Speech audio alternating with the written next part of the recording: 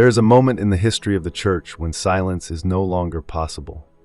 A moment when the truth, even the most uncomfortable one, needs to come to light.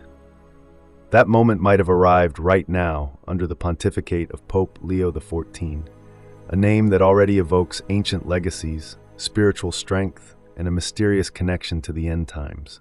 Because it is precisely this Pope, elected in a time marked by crises, wars, and bewilderment, who would have finally broken a seal that remained closed for too long, that of the third secret of Fatima. For decades, there has been discussion about what message, entrusted by Our Lady to the little shepherds in 1917, contained. Some believe it was revealed in its entirety in 2000, while others are convinced that the most dramatic and shocking part was concealed. But now, something has changed. According to some internal sources and testimonies close to Vatican circles, Pope Leo XIV would have decided to tell the truth, a truth that no one before had dared to pronounce, and which would concern not only the destiny of the Church, but that of all humanity. What then has Pope Leo XIV revealed? What is the hidden heart of that secret that Our Lady delivered with tears and urgency? Why precisely today, in this confused time, would the Pontiff have chosen to speak? In this video, we will enter the heart of the mystery. We will reconstruct every detail, every word, every fragment of truth that has been taken from us. Because if Pope Leo XIV has truly unveiled what has been silenced for over 100 years, then we find ourselves before an epochal moment, which could change everything we think we know about the future of the world and of faith. Before continuing with the complete revelation, we ask you for a small but important gesture. If you feel that what you are listening to is important, if you think that these truths deserve to be known by as many people as possible, write Amen in the comments below. It is a sign of faith, but also a public act of adherence to truth and light. Stay until the end to learn the salvation indications provided by the Pope, most precious words. And if you can, share this video. Make it reach those who need to wake up, those who perhaps don't know or have forgotten that heaven continues to speak to us. Help us spread this content, not to create fear, but to kindle hope and awareness. Your gesture can make a difference. And now let us continue with the second part of this revelation. Pope Leo XIV is not just any pontiff. His election marked a turning point, a new time, almost prophetic.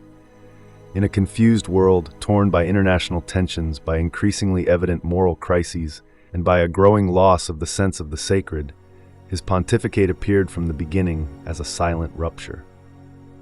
But it is only recently, during a private meeting with some prelates and scholars of Mariology, that the Pope would have spoken surprising words. Words that, according to what leaked out, would concern precisely the hidden heart of the third secret of Fatima. In an unofficial discourse, but transcribed by multiple witnesses present, Pope Leo XIV would have said that an essential part of the message of Fatima has never been made public in its entirety, and that now the times require clarity, even if this clarity will cost pain. Strong, direct words which seem to allude to a silenced truth. But what did he really mean? Still, according to sources close to the pontifical environment, the Pope would have referred to a trial of faith that will involve the entire Church, not only from the outside but also, and especially, from within.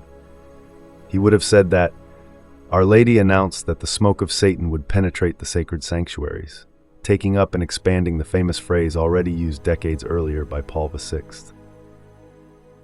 But here, according to those who heard his words, the meaning was much more explicit: a doctrinal crisis, an ideological infiltration, a loss of faith at the very top.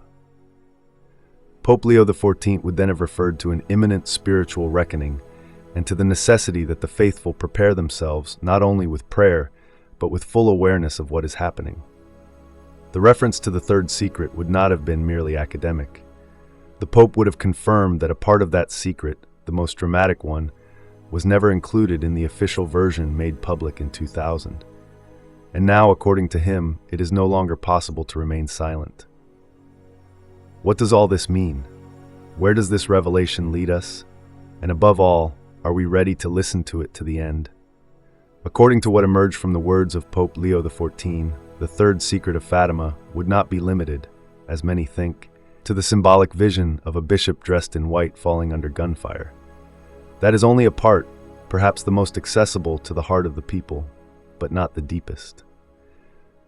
The missing part, the one silenced for decades, would instead contain a prophetic announcement regarding a devastating spiritual crisis, which would have struck the church from within, generating doctrinal confusion, irreconcilable divisions among pastors, and bewilderment among the faithful.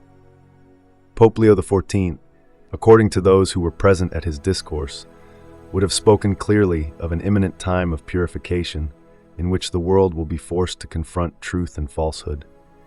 It will not be just a physical or geopolitical event, but a universal spiritual trial, in which many will be tempted to abandon the faith, even among those who wear the sacred habit. It would be a true passage through fire, to use the image chosen by the pontiff, necessary to separate what is authentic from what is corrupt. And precisely here lies the shocking heart of the message.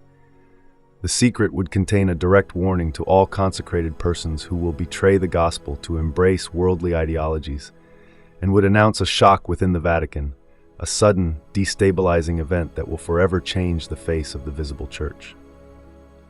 Pope Leo XIV would not have indicated precise dates, but would have said that the time is now very short.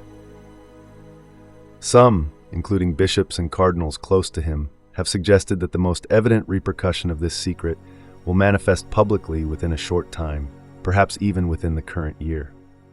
We are no longer speaking of abstract possibilities, but of a concrete expectation, of signs that are already beginning to manifest in the form of wars, social disorders, new anti-Christian laws, and above all, a growing sense of spiritual emptiness.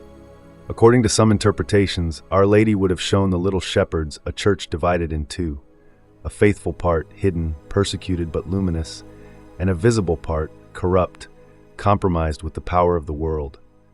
This is the most disturbing image that would be contained in the never-revealed part of the secret, and which today, according to Pope Leo XIV, must be heard so as not to be overwhelmed. The pontiff would finally have said that one can no longer wait. The times of diplomacy are over. Now is the moment to prepare, internally and spiritually, because a great reckoning is coming. In the next segment, we will explore which concrete signs indicate that this revelation is being fulfilled, and how we can prepare ourselves from now for what has been announced. Stay with us. Pope Leo XIV, with a rare lucidity and an inner strength that has struck even his harshest critics, did not limit himself to describing what will happen, but also traced the already visible clues, signs that, for those who have eyes to see, speak clearly. According to what leaked from internal Vatican sources, the pontiff would have indicated three main directions through which the hidden part of the third secret would be manifesting right now: doctrinal confusion in the church, the moral rebellion of the world, and the advance of the power of darkness in the form of global order. The doctrinal confusion is evident to everyone: faithful who no longer know what to believe, parish priests who preach opposite versions of the gospel, millennial truths that are questioned or reinterpreted according to the sensitivity of the moment.